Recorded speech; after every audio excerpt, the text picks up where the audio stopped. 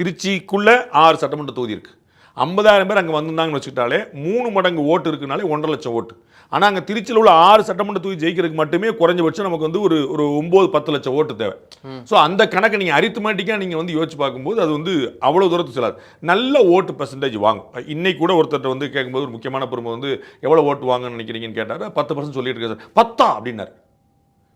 10% வந்து எல்லாருக்கும் வந்து விஜய் நீங்கள் அண்டர்ஸ்டாண்ட் பண்ணுறீங்கன்னு நினைக்கிறாங்க. ஆனால் ஓட்டில் இருக்கிறவங்களுக்கு தான் 10% எவ்வளோ பர்சன்ட்? 10% கிட்டத்தட்ட இன்னைக்கு தமிழ்நாட்டை பொறுத்தளவுக்கு 62 லட்சம் ஓட்டு. உங்களுக்கு பார்த்தீங்களா, திரு சீமான் வாங்காத ஓட்டு, திரு பிஜேபி தனியாக வாங்காத ஓட்டு ப்ரூவ் பண்ணுறதுல. அப்படி வந்து அப்போ நேரடியாக 3வது பெரிய கட்சியாக கிளைம் பண்ணிக்க முடியவங்க. காங்கிரஸுக்கு அடுத்து நாங்கள் தான். காங்கிரஸும் தனியாக ப்ரூவ் பண்ணல. 2014 காங்கிரஸ் 5% தான் ப்ரூவ் பண்ணியிருக்கு தனியாக. அப்போ வந்து நாங்கள் தனியாக ஒரு கட்சி நாங்கள் வந்து 10% வாங்கியிருக்கோம். கூட்டணி வந்தால் நான் வேறு கணக்கு சொல்ல புரியுங்களா. நான் சொல்கிறது இன்னைக்கு திரு விஜய் அவர்கள் தாவேக்காவாக இருந்தவர் 6-10ங்கிற ஓட்டு கன்வெர்ஷனில் எனக்கு பெரிய மாற்றம் இல்லை.